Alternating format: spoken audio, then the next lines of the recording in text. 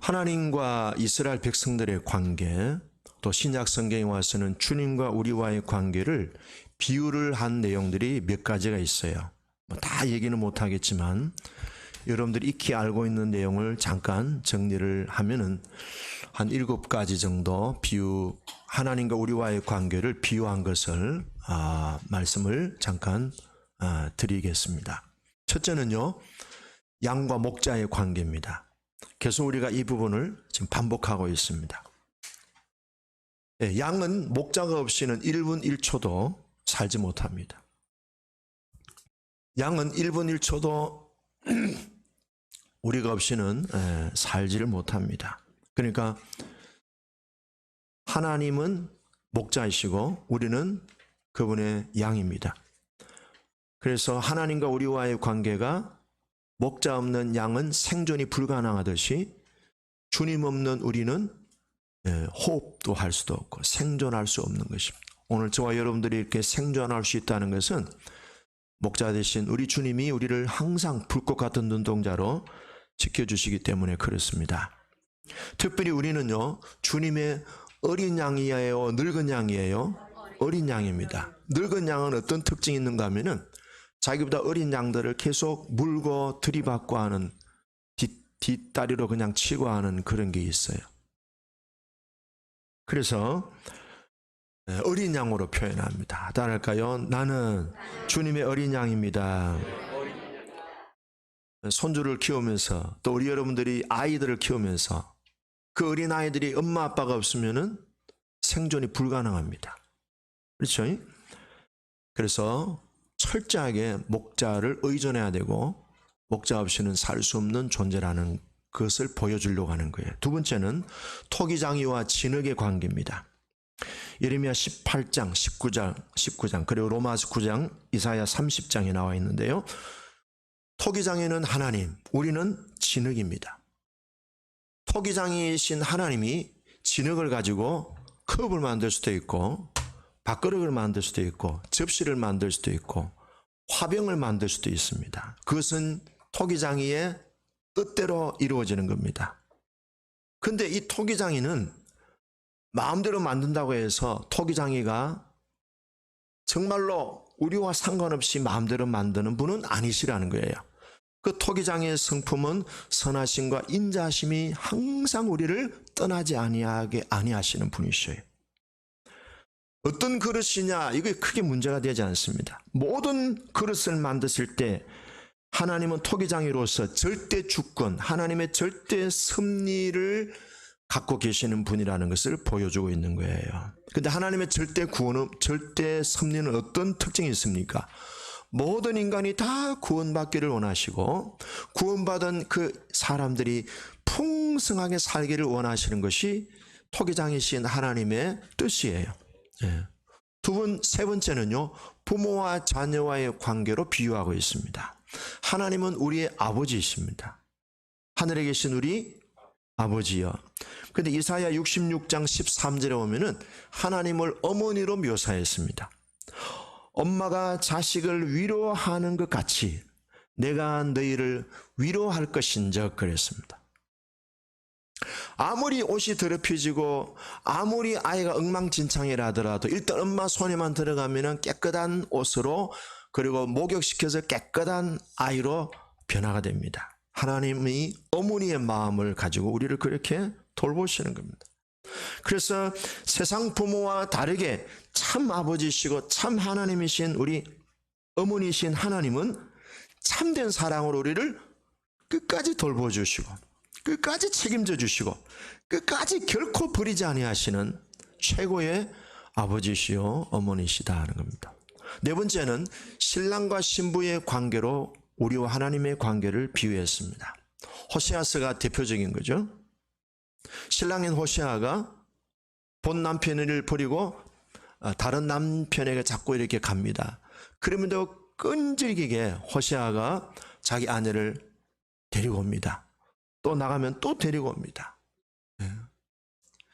아내는 다른 남자를 찾아서 끊임없이 이렇게 움직이지만 신랑 대신 하나님은 끝까지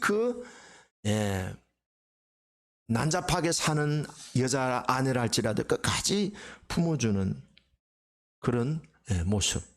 자, 여기서 신부가 다른 남자한테 눈길을 주는 것은 바로 하나님보다 세상의 신들에게 곁눈질을 하는 우상숭배에 대한 부분을 얘기하고 있습니다. 그 다음에 다섯 번째는요, 왕과 그의 백성으로 비유하고 있습니다. 시편 5편 2절에 나의 왕 나의 하나님 그랬습니다. 따라할까요? 나의 왕 나의 하나님이여. 자, 왕이신 하나님은 마음대로 우리를, 그의 백성들을 주무리고 막 그렇게 하시느냐? 그렇지 않습니다. 세상의 왕은 백성들을 우습게 알고 백성들을 지 마음대로 그냥 이렇게 저렇게 좌지우지하지만 참된 우리의 왕이신 하나님은 무엇으로 우리를 통치하십니까? 선으로 통치하셔요. 인자와 긍휼로 통치하셔요. 자기의 독생자를 내어주시기까지 희생하면서 우리를 통치하시는 참된 왕이라 이 말이에요. 그분은 섬김을 받으려고 하는 것이 아니라 오히려 섬기려고 하는 왕이셔요. 그러면서도 정의를 가지고 그의 백성들을 이끌어 가시는 공평하신 하나님. 그 다음에 여섯 번째는요, 허리와 허리띠로 묘사합니다. 하나님이 허리라고 하면은 우리는 그분의 허리띠. 자, 허리띠가 어디에 있을 때의 존재 가치가 있는가? 허리에 있어야 됩니다. 여러분, 허리띠를 가지고 머리띠 한 사람 봤습니까? 허리띠를 가지고 가슴띠를 한 사람 봤습니까? 허리띠는 허리에 있어야 됩니다. 이 허리띠가 어디로 가야 됩니까? 조는 분이 있어서 제가 시청각 교육을 하는 거예요. 눈 뜨시기 바랍니다. 제가 허리띠를 풀려고 한 게 아니고 조는 분이 계셔가지고, 허리에 허리띠가 있어야 허리도 잘 움직이듯이 허리띠가 허리에 있을 때 허리띠에 가치가 있고 의미가 있습니다.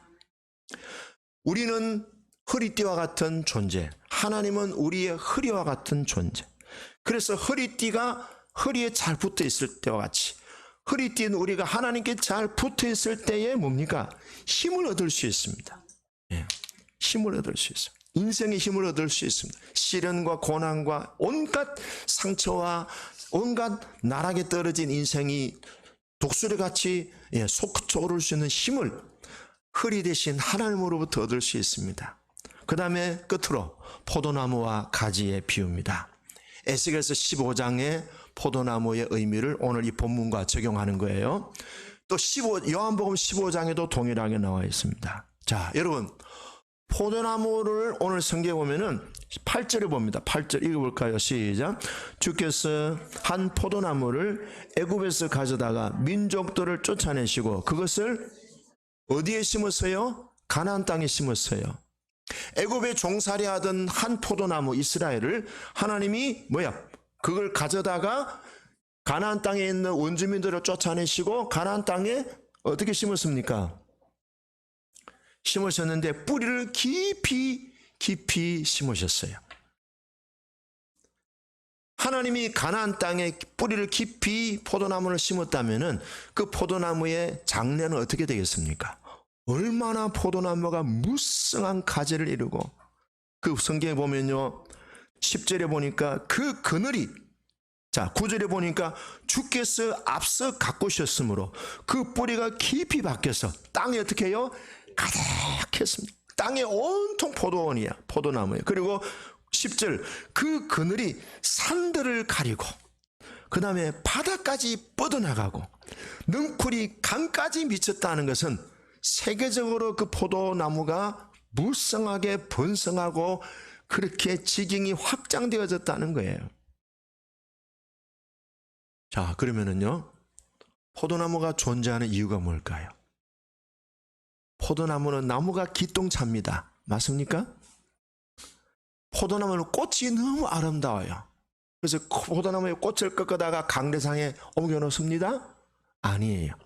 포도나무는 뿌리가 기가 막혀요. 그거 먹으면 김이 여러름 주근깨 노화가 다 없어져요. 그렇습니까? 아니죠. 포도나무 잎은요 상추보다 더 부드러워.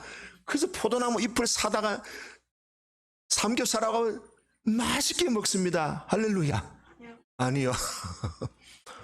이런 포도나무의 핵심은 뭐예요? 그렇죠. 뭐 대답하는 게 귀찮죠, 그냥. 포도 열매예요. 포도 열매. 포도나무의 존재 가치, 포도나무의 존재 필요, 의미, 목적은요, 포도 열매에 있어요. 나무가 아니에요. 꽃도 아니에요. 뿌리도 아니고 이파리도 아니에요. 만약에 포도나무에 포도 열매가 없으면은 농부가 와서 어떻게 하죠? 다 잘라가지고 불에 태워서 그냥 밥이나 해먹고, 그죠? 끝납니다. 그래서 요한복음 15장 2절에 보면은 나는 참 포도나무요 내 아버지는 농부라. 무릇 내게 붙어있어 열매를 맺지 아니하는 가지는 아버지께서 그것을 다 그냥 잘라가지고 불 쏘시개로 다 써버리고, 근데 그 다음 장면요, 무릇 열매를 맺는 가지는 더 열매를 맺게 하려고 그것을 깨끗하게 하시느니라. 자, 깨끗하게 한다는 의미가 뭘까요? 걸레를 가지고 포도나무 가지를 닦는다는 뜻이에요. 예? 포도나무 가지를 깨끗하게 한다 했잖아요. 그럼 이렇게 닦아가지고 그런 뜻이에요? 무슨 뜻이에요, 박 기사님? 에이, 또 저런다. 그냥 순수하게 하세요. 자, 포도나무 가지를 깨끗하게 한다는 말은 걸레로 닦는다는 뜻이에요? 아니잖아요. 뭐라요? 전지. 그냥 놔두면 이쪽 가지 저쪽 가지 포도 열매가 아주 그냥 별로 보잘것 없잖아요. 포도 열매를 상품화 시키려면은 전지 작업을 해야 돼. 가지를 쳐줘야 돼. 그 하나님 우리에게도 가지를 치는 과정들이 있다 이 말이야. 그러면 하나님 나를 죽이려고 하는 거예요? 더 좋은 포도 극상품으로 만들려고 하는 거예요? 그러니까 전지 작업할 때 주님이 나를 치시는가 보다, 나를 버리셨는가 보다, 제발 이런 생각을 해야 돼요, 말아야 돼요? 안 해야 돼요. 아, 주님이 나를 따라합니다. 극상품 포도나무로 만드시려고 하네요. 우리 인간이요, 한계를 느껴요. 손흥민 선수가 축구를 할 때, 이번에 브라질하고 할 때 한계를 느꼈다 그랬잖아요.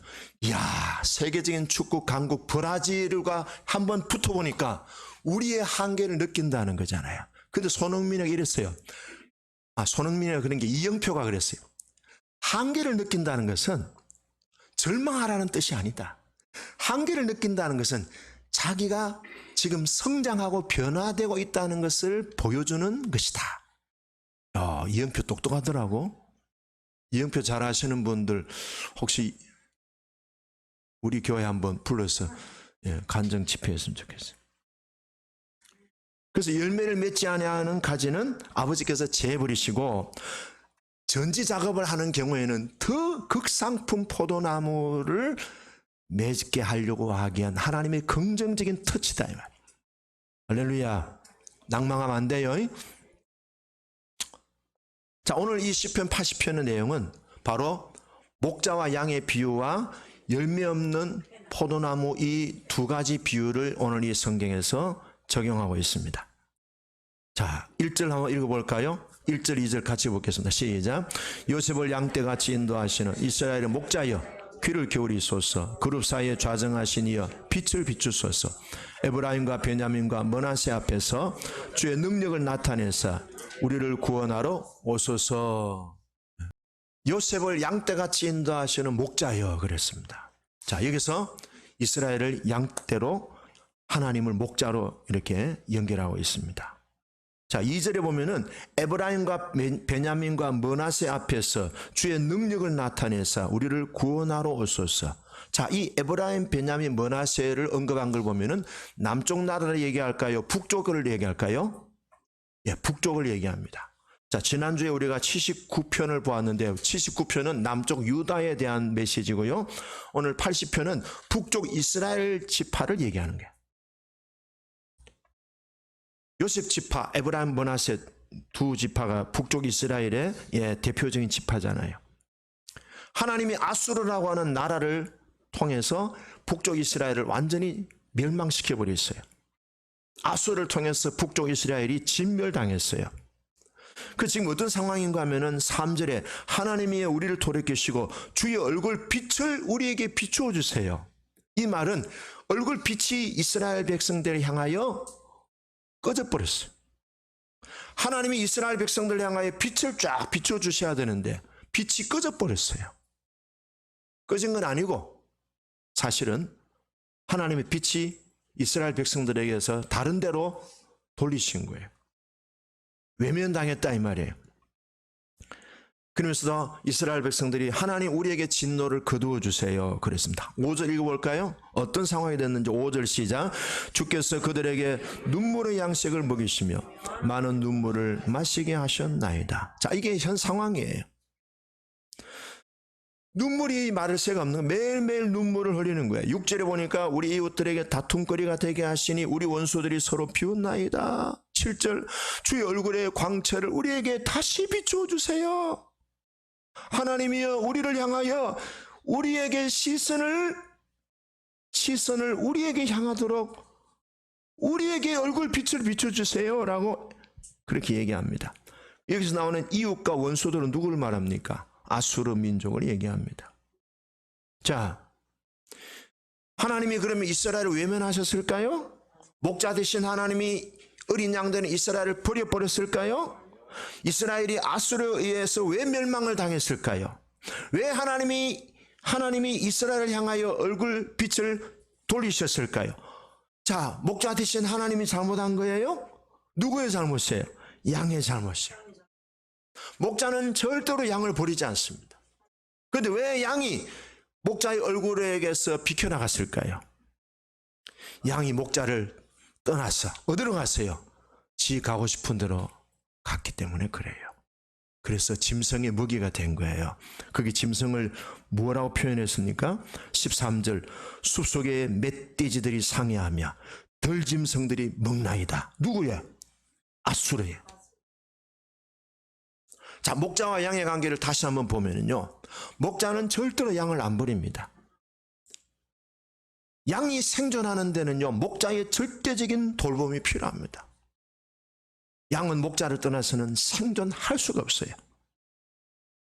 양을 살리기 위해서 목자는 심지어 밤새도록 길 잃은 양, 잃어버린 그 양 한 마리 찾기 위해서 얼마나 산을 헤매고 얼마나 땀을 흘리면서 그 어린 양을 찾으려고 애쓰는지 몰라요.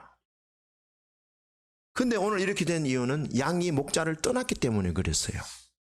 그럼 왜 양이 목자를 떠날까요? 양들에게는요, 못된 습관이 하나 있어요. 주님의 양된 우리들도 똑같이 못된 습관이 있습니다. 첫 번째는요, 양들은요, 같은 길만 계속 다니려고 고집합니다. 양들이요, 수십 마리, 수백 마리, 수천 마리가 계속 한 길만 계속 주야장창 다니면은 나중에 길이 어떻게 되겠어요? 길이 패이게 됩니다. 패이면 비가 오면 어떻게 되겠어요? 고이게 되고, 그것이 점점 넓어지면 뭐가 됩니까? 고랑이 됩니다. 나중에 되면 어떻게 됩니까? 깎여 내려갑니다. 깎여 내려가면 그게 절벽이 되고 나중에 길이 없어져 버려요. 길 자체가 없어져 버려요. 두 번째는요, 양은 같은 장소만 계속 가려고 하는 못된 습관이 있어요. 그 장소에 그 풀만 뜯어먹으려고 계속 갑니다. 여러분, 지가 가고 싶은 곳에만 계속 가게 놔두면 풀 뜯어먹고 나면 어떻게 되겠어요? 나중에 뜯어먹을 풀이 없는데도 또 가는 거예요. 그럼 나중에 거기 뭐가 있어요? 흙만 남습니다. 그럼 벌구숭이 땅이 됩니다. 그럼 풀이 듬성듬성 자라지만 나중에는 그 풀이 먹을 수 없는 독풀이 자라기도 합니다. 그런 풀을 먹으면 양들은 심각한 중병에 걸려서 죽기도 합니다. 또 거기는 황폐해지게 되면 기생충들이 많습니다. 관리가 안 되니까. 그래서 양들은 거기에 있는 풀들을 먹다가 물들을 먹다가 죽기도 하고, 기생충 때문에 그냥 고생하기도 하고, 또 피부병이 걸리고, 그러다 보면 양들이 죽어갑니다. 땅이 황폐해지니까 양들도 죽어가고, 주인은 어떻게 되죠? 주인도 망하게 되는 거죠. 끝이 납니다.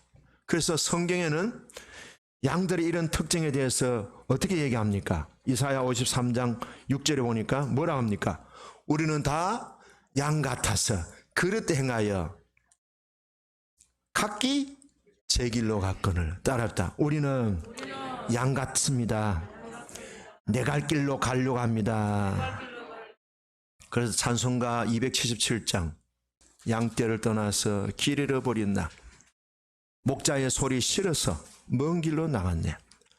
방탕한 이 몸은 큰 불효 행하여 아버지 음성 싫어서 먼 길로 나갔네. 277장.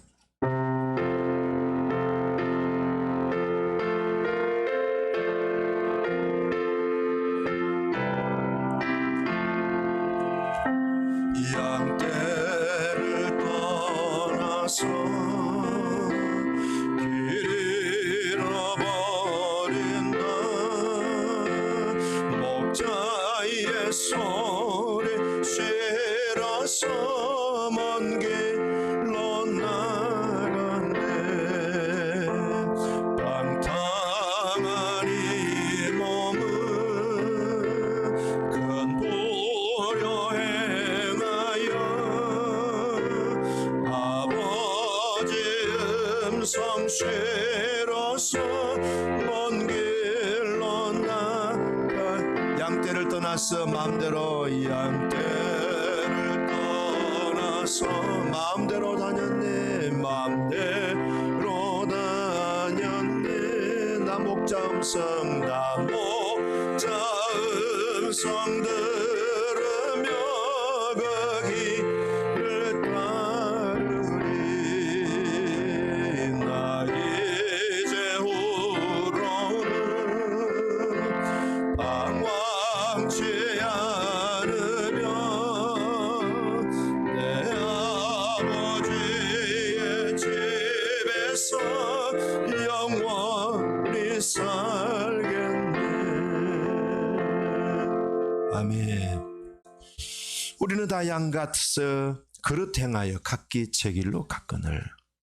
자, 이런 제 길로 가는 양들, 한 길로만 가려고 하고 한 장소만 가려고 이 고집 피우는 양들을 위해서 목자가 한 가지 조치를 합니다. 참 목자가 지혜롭죠. 그냥 양들이 놔두면 다 병들고 죽을 터인데. 그래서 목자는요, 주기적으로 양들이 이동하는 그 길을 옮깁니다. 동쪽으로 갔다가 서쪽으로 갔다가 남쪽으로 갔다가 북쪽으로 갔다가. 그래서 양들이 이쪽에는 한 일주일, 저쪽에는 한 3일, 이쪽에는 뭐 두 주간 장소와 길들의 상황을 잘 헤아리면서 목자는 양들에게 가장 좋은 꼴, 목자는 양들을 가장 풍성하게 살 수 있는 그런 영혼이 잘되게 하는 길을 알아서 적절하게 바꿔줍니다. 길을 바꿔주고 장소를 바꿔줍니다. 여러분, 내가 가고 싶은 것만 고집하면 안 돼요. 목자의 목양을 잘 받을 때 영혼이 잘된 같이 범사가 잘되고 육신도 강건해지게 됩니다. 내가 가고 싶은 대로 가면 병이 듭니다. 황폐해집니다. 내가 가고 싶은 길, 내가 고집대로만 그 장소에 가면은 결국 영혼이 망가지고 육신도 무너집니다. 양들이 가고 싶은 것이 어딥니까? 익숙한 것이, 편안한 것이, 푹신한 것이, 쉬운 것이. 어떤 교회 이름을 보니까 좁은 길 교회 해놨더라고. 그래가 참 저 교회가 이름은 좋은데 저 교회 가려면은 대단한 결단이 필요하겠다 싶더라고. 아니, 이름은 좋은데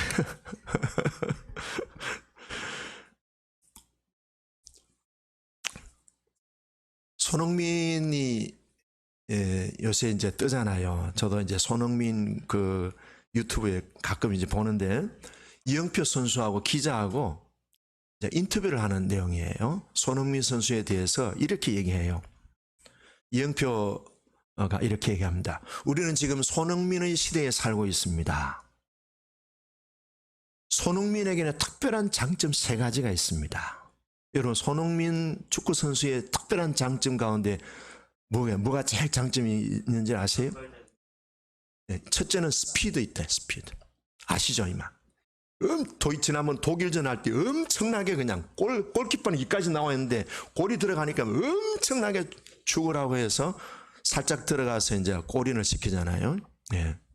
스피드. 두 번째는 골 결정력이 뛰어나다는 겁니다. 어떤 상황에서도 골을 어디로 차야 골인이 되겠다는 그 결정력이 뛰어나다는. 세 번째는 공차는 슈팅 능력이 뛰어나다는 겁니다. 근데 이런 기술적인 면도 좋지만 이영표는 손흥민의 가장 큰 장점은요, 멘탈에 대해서 칭찬하더라고요. 멘탈. 정신력이 상당히 좋은 친구다 그래요.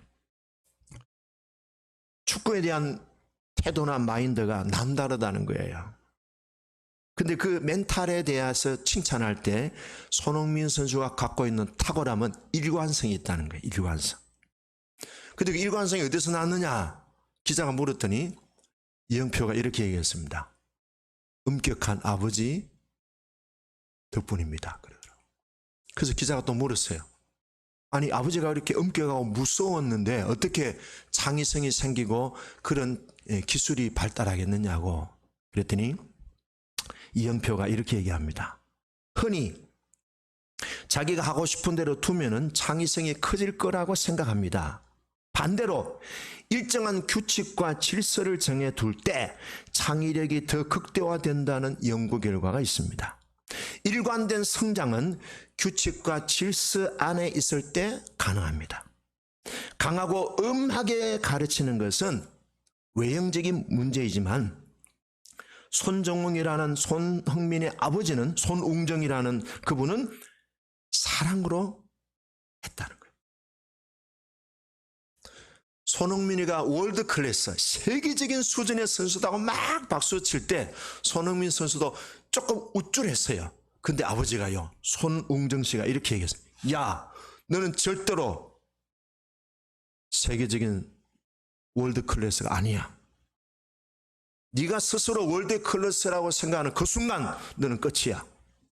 그래서 손흥민이가 그 아버지 얘기 듣고 정신이 바짝 났다는 얘기예요. 여러분, 손흥민 선수가 세계적인 그런 축구 선수가 되기까지는요, 그 아버지 엄격한 규율과 질서 속에서 어린 시절에 혹독하게 훈련을 받았기 때문에 그런 인물이 나온 거예요. 여러분, 우리가 우리 마음대로 내 마음대로 살 수 있다면 어떻게 그런 좋은 극상품 포도나무로 또 가장 살찌고 통통한 양으로 우리가 성장하겠습니까? 목자의 음성을 들으시고 내 마음대로 내 고집대로 하려고 하는 생각을 어떻게 하든지 줄이세요. 부모님의 말 들으세요. 형님의 말 들으세요. 형님 말 잘 들어도 돼요. 물론 나쁜 형님은 아니지만 좋은 영적인 멘토의 가르침을 받으세요. 내 생각, 내 세계 속에서 있는 한 영혼은 계속 황폐해지고 자기 패턴 속에서 더 이상 성장을 하기가 어렵습니다. 자, 그 다음 장면입니다. 후반부의 장면은요, 포도나무와 가지와의 관계입니다. 8절에서 16절 나옵니다. 8절 읽어볼까요? 8절 시작. 주께서 한 포도나무를 애굽에서 가져다가 민족들을 쫓아내시고 그것을 심으셨나이다. 9절. 주께서 그 앞서 가꾸셨으므로 그 뿌리가 깊이 박혀서 땅에 가득하여. 10절. 그 그늘이 산들을 가리고 가지는 하나님의 백향목 같으며 그 가지가 바닥까지 뻗고 능쿨이 강같이 미쳤거늘. 자, 여러분, 백향목 나무가 커요? 포도나무가 커요? 이거는 게임이 안 되는 비교예요. 그런데요, 포도나무가 얼마나 무성한지요, 백향목같이 뻗어나갔다는. 백향목은 이 기둥이잖아요. 기둥이죠. 성전의 기둥 백향목이잖아요. 백향목은 목재로서의 기능이 있는 거예요. 백향목은 열매가 없어요. 목재 쫙 뻗은 그 나무를 가지고 성전의 기둥으로 삼는데, 여러분, 백향목은 목재가 아니에요. 근데 얼마나 포도나무가 잘 컸는가 하면요, 백향목같이 그렇게 되더라 이 말이야. 아까 말씀하신 대로 주의 나라와 의를 구했더니요, 다 그게 다 있다, 다 있는 거예요. 주님을 사랑하고 주님 앞에 헌신하면요, 시집도 가고 장가도 가고요, 재정의 기름 부음도 있고요, 건강도 주시고요, 손자 손녀들도 잘 낳고요, 일마다 때마다 형통하고 범사가 왕성해지고 풍성해지고 기름지고 윤택해지고 어마무시하게 오는 거예요. 저를 보세요. 장가갈 얼굴이 아니지 않습니까? 근데 예수 잘 믿고 교회에 있더니요, 저를 구제해 준 여자가 있었어요. 애를 3명이나 낳아가지고 지금 손자들이 얼마나 좋은지 몰라요. 빨리 목회를 그만두고 이 손자 보는 재미가 얼마나 좋은지. 다 주셔. 핵심. 백향목하고 어떻게 포도나무가 비교됩니까? 근데 하나님이 그 포도나무를 잘 가꾸어 주시니까 백향목보다도 더 좋아지고 바다, 강까지 쭉쭉 뻗어나가는 게 세계적인 월드 클래스가 되는 거예요. 세계적인 수준, 탑 수준이 되는 거예요. 따라합니다. 잘 믿으면 잘 삽니다. 근데 우리가 자꾸 잘 살아보세요 그러는데 아니에요. 그건 일반 백성들, 일반 사람들이 갖고 있는 특징이에요. 그럼 우리는 잘 살아보세요 아니고 잘 믿읍시다. 자, 옆 사람에 있는 사람들, 잘 믿는 것이 잘 사는 길입니다. 근데 어떻게 됐습니까? 12절에서 16절 보면은요, 이게 짐승들이 그 포도원을 해치고 포도원의 담이 무너지고 그 다음에 뭡니까? 16절에 보니까 그것이 불타고 배임을 당하며 주의 면책으로 말미암아 멸망하여 싸우니, 그 포도원이 막 불이 타고 배임을 당하고 멸망해, 완전히 그냥 포도나무가 쑥대밭 황폐해져 버렸다 이 말이에요. 왜 그래 됐을까요? 왜 그래 됐을까요? 포도의 열매가 없으니까. 네. 포도나무의 그 독특하고도 특별하고도 가장 그 유일한 포도나무의 존재는 열매 아닙니까? 그런데 열매가 없으니까 주인이 뭡니까? 다 뽑아가지고 불로 태우는 거예요. 여러분, 포도나무에는 포도나무의 독특함이 있습니다. 하나님의 자녀들은 하나님의 자녀로서의 독특함이 있습니다. 그것은 이방 다른 나무, 다른 식물들과 비교할 수 없는 독특함이 있다 이 말입니다. 세상 사람들은 부귀영화, 출세, 성공, 잘 먹고 잘 사는 이것이 그들의 인생의 주 목적이지만 예수 믿는 우리들에게는 그게 아니에요. 잘 먹고 잘 살고 좋은 집 장만하고 뭐 좋은 차 타고 다니고 옷 이렇게 좋은 옷 입고, 이거 좋은 옷은 아니지만은 하여튼 뭐 이렇게 하는 거 아니다 이 말. 우리의 부르심에 대한 하나님의 독특한 부르심은 그게 아니다 이 말이에요. 포도 열매다 이 말. 포도 열매가 뭡니까? 이제 결론을 합시다. 포도 열매가 뭐예요? 이사야 5장 2절에는 극상품 포도나무를 심었더니 나중에는 뭐예요? 들포도 열매를 맺혔어. 다 뽑아버린다. 포도 열매가 뭡니까? 요한복음 15장 8절입니다. 너희가 열매를 많이 맺으면 내 아버지께서 영광을 받으실 것이요 너희는 내 제자가 되리라. 아버지께서 나를 사랑하신 것 같이 나도 너희를 사랑하였으니 내 사랑 안에 거하라. 내 계명은 내가 너희를 사랑한 것 같이 너희도 사랑으로 서로 사랑하는 것이라. 내 계명을 지키는 자가 나의 제자라. 그럼 뭡니까? 결론, 사랑이에요. 사랑. 돈 버는 게 아니에요. 부자 되고 출세 성공하는 게 아니에요. 사랑이에요. 그러니까 이 사랑은 두 가지예요. 첫째는 뭡니까? 하나님의 사랑을 우리를 통하여 보여주는 거예요. 하나님이 저를 사랑하신 같이 여러분들을 사랑합니다. 아니, 하나님은 저를 사랑하시지만 저보다 더 여러분들을 사랑합니다. 하나님은 독생자를 희생시키기까지 우리를 죄와 저주와 멸망에서 건지시려고 독생자를 희생하시기까지 당신을 사랑하셨습니다. 하나님은 당신을 사랑하십니다. 당신을 위하여 놀라운 계획을 갖고 계십니다. 하나님이 당신의 인생을 계획한 것은 풍성하고도 윤택하고 너무 멋진 인생을 살게 하기 위하여 주님은 당신에게 독생자를 보내주셨습니다. 주 예수를 믿으세요. 그리하면 너와 내 집이 구원을 얻을 것입니다. 영접하는 자 곧 그 이름을 믿는 자들이 하나님의 자녀가 되는 권세를 주셨습니다. 그가 온 것은 양으로 생명을 얻게 하고 더 풍성하게 살게 하려 하는 것입니다. 이거 하나님이 사랑하신다는 사실. 그래서 하나님이 우리에게 주신 모든 축복은 뭐예요? 하나님이 나를 사랑하신다는 사실을 보여주는 시청각 교재로 쓰라는 거예요. 거기에 눌러 앉아서 살지 말고. 두 번째는 뭐예요? 하나님 나를 사랑하듯이 나도 내 남편을 사랑하고 내 아내를 사랑하고 내 자녀를 사랑하고 우리 교회 지체들을 사랑하고 우리 뒷집에 있는 아줌마 사랑하고. 에이? 쓰레기 봉투 2,000원 까고 막 죽기 살기를 싸우고 그러지 말고. 아줌마들 좀 그런 게 있잖아요, 솔직히 말해서. 여자들이 이게 너무 밝아. 네, 저희 아내도 조금 요새 그런 기질을 보여주고 있어요. 옛날에 내가 책 5권, 10권 사도 아무 말 안 하는 요새는 한 권만 사세요. 눈을 둥그렇게 뜨고 요즘 많이 까다로워지는 것 같아요. 제가 이해를 해야지. 그래서 한 권만 딱 사고. 그래서 일주일에 6권 살아야 하는데 일주일에 한 권씩, 2권씩. 그래서 눈치 안 채게 그냥 살짝 이렇게. 근데 좋은 면도 있는데 너무 돈아 너무 돈하니까 이게 돈이 우상이 될 수 있는 거예요. 자, 한 가지 얘기하고 마치겠습니다.